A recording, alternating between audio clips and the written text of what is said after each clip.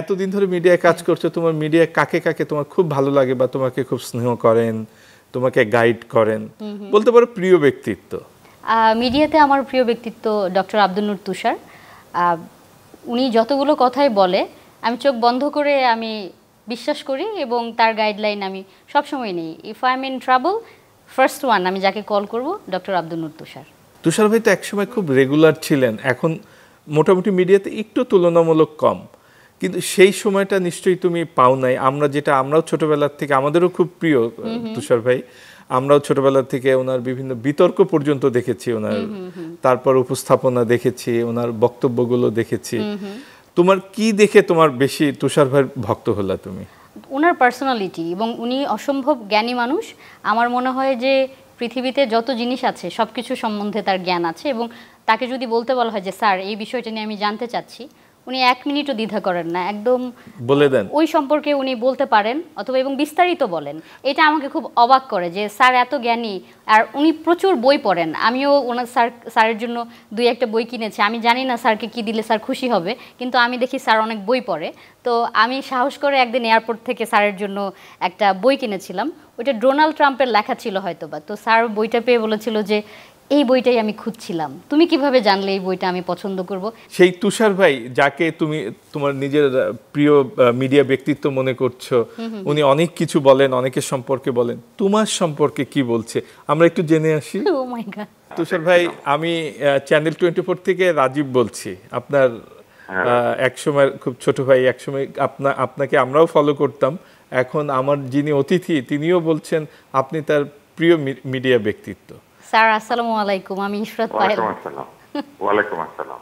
ওকে কেন, আমাদের তত গাইড টাইড করেন না? না, যে চাইবে তাকে আসলে আপনি পরামর্শ দেবেন। আপনি তো আর এমন কাউকে পরামর্শ দেবেন না যে আপনার পরামর্শ চাইছে না। তো যে পরামর্শ চাইবে আপনি তো তাকেই পরামর্শ দেবেন। পায়েলের অনেক গুণ আছে, তার মধ্যে একটি হচ্ছে সে খুবই কর্মঠ পরিশ্রমী। কোন একটা কাজ ধরলে সে সেটা শেষ করে এবং নিখুঁত করার চেষ্টা করে। অনুষ্ঠানের বেলায় সে খুবই বেছে অনুষ্ঠান করে, এবং আমি ওর যতগুলো অনুষ্ঠান দেখেছি কোন অনুষ্ঠানে আমি অরুচিকর কিংবা কুরুচিপূর্ণ কোনো কিছু খুঁজে পাই নাই। অনলাইনে প্রচুর অনুষ্ঠান হয়, পায়েল সেগুলিতে খুব একটা অংশ নেয় না, এবং নিলেও সেইখানে সে খুবই মেনটেইন করে যাতে কোনো ধরনের ভুল কিছু না হয়। আর খুবই আত্মবিশ্বাসী, সে উদ্যোক্তা। এই সময়ে এসে একজন নারীর জন্য অর্থ বিনিয়োগ করে ব্যবসা করার চেষ্টা করা, এটা খুবই সাহসের ব্যাপার। সে সেটা করে এবং সততার সাথে ব্যবসা করে। তার আরেকটা বড় গুণ হচ্ছে তার বন্ধুরা তার জন্য খুবই অন্তঃপ্রাণ। সে নিজেও বন্ধু বৎসল। আমি তার যে কজন বন্ধুকে চিনি তারা সবাই তাকে খুবই পছন্দ করে, কেননা সে বন্ধুদের জন্য বন্ধুরা 1 পা এগিয়ে এলে সে 2 পা এগিয়ে যায়। আমি মনে করি যে পায়েল আসলে আরো সফল হবে, এবং উপস্থাপনা তো মানুষের জীবনের একটা শখের জায়গা কিংবা একটা শিল্পের জায়গা, কিন্তু আমার ধারণা তার যে ক্যারিয়ার, সেই ক্যারিয়ারে সে আরো সফল হবে এবং অনেক অনেক বড় কিছু হয়তো সে হবে। তো যে কোনো কিছু যদি সম্ভাবনা থাকে, সেই সম্ভাবনাময় মানুষদের পাশে থাকাটা আসলে উচিত। আমি মনে করি যে যার বড় হবার সম্ভাবনা আছে, সে যখন ছোট তখন তার যত্ন নিতে হয়, বড় হয়ে গেলে তার যত্ন নেওয়ার কিছু থাকে না। আর কি কি পরামর্শ ওর প্রতি আপনার, যে জিনিসটা একটু চেঞ্জ করা উচিত, নাকি ও একদম 100-তে 100? পরামর্শ তো আসলে ওকে দেওয়া উচিত, সবার সামনে দেওয়া উচিত না। আমি বলবো যে ও মাঝে মাঝে রেগে যায়, কারণ ও অন্যায় কিছু মেনে নিতে পারে না। মানে সে এটা নিয়ে এক ধরনের ওইটা নিয়ে ব্যস্ত থাকে যে কেন কেউ একটা অন্যায় কাজ করবে।